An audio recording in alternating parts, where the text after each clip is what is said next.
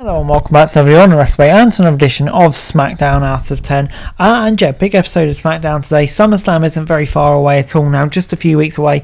So yeah, we've got the last bit of build towards that coming up over the next few weeks. Of course, Cody and the Bloodline, that saga's going off, and that's kind of how we kicked this show off with a recap of the Bloodline fighting Rhodes and Friends last week. The American Nightmare came out in a sleeveless shirt instead of the usual suit and tie, so you know he meant business. Boxer Terence Crawford was shown and acknowledged in the crowd, which led to Corey Graves plugging his next fight. For some reason, Walter and Theory decides to interject. They blame Cody for Jacob Fatu hurting Theory last week. As soon as they got into the ring, Rhodes started fighting them. Crawford gave Rhodes a chair so he could regain the upper hand and being tossed out of the ring. The segment ended with the champion standing tall. It's fun to see Rhodes being more aggressive, but yeah, kind of just felt like there wasn't much happening here just to get Crawford on TV. I mean, that's fine for a sponsorship deal, but yeah, didn't really do much. Before the first show of the week, first match of the week featured two guys who stole the show in the men's Money in the Bank match, Andrade and Hayes. They went from 0 to 60 and started trading takedowns and counters at brisk pace, but the show cut to a break after only a few minutes. Both men brought their A game and were looking to make this exciting as some of their Money in the Bank spots. They were working hard, but they definitely could have been used to slow down in some spaces so each move looked a bit smoother. The minor complaint aside, there was a fun display of agility and athleticism.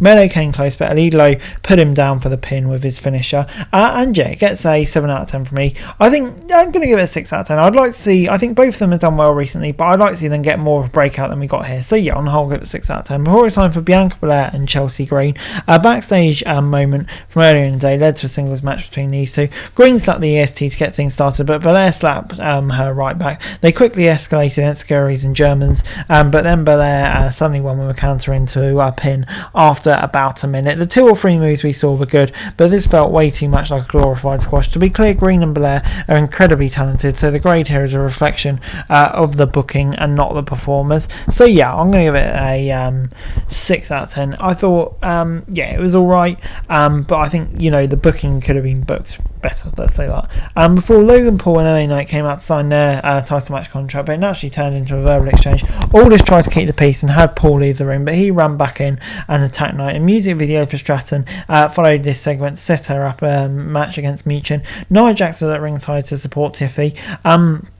Miss Money in the Bank scored the first takedown, but Yim immediately recovered and took control. She hit a nice cannonball for a 1 count before Tiff tried to take a timeout. They battled through a break into the next segment. Yim was still showing signs of life, but Tiffy was dominant. And seemed to have things well in hand. They had some great spots, but some transitions, big moments, just really lack chemistry. Certain individual moments, was alright, but as a whole, the match was not stellar, as some of the highlights made it look like. Bayley showed up and distracted Tiffany by taking out Jax at ringside and trying to destroy the Money in the Bank briefcase. Yim took advantage, rolling Tiffany up for the win. Kind of a predictable finish as well, and yeah, the match for me just didn't really click, so I'm going to give it a 5 out of 10. A-Town Down Under then took on Cody Rhodes and Kevin Owens, and after an opening segment, Rhodes was granted a match against Theory and Walter if he could find a partner, and of course Kevin Owens was happy to oblige. Walter and Theory looked to be on the same page, despite a lot of friction in recent weeks related to Walter's penchant for leaving his partner high and dry. Theory and Rhodes started a basic lock-up exchange, but Owens tagged in and ended up spending a lot of time in the ring. The match was a solid main event that showcased 2 young stars and 2 veterans who all seemed to work well together. KO and Rhodes won, but their celebration was cut short by the Bloodline. The American Nightmare and Prize Fighter took the fight to them, but they were violently taken out by all 4 members of the group.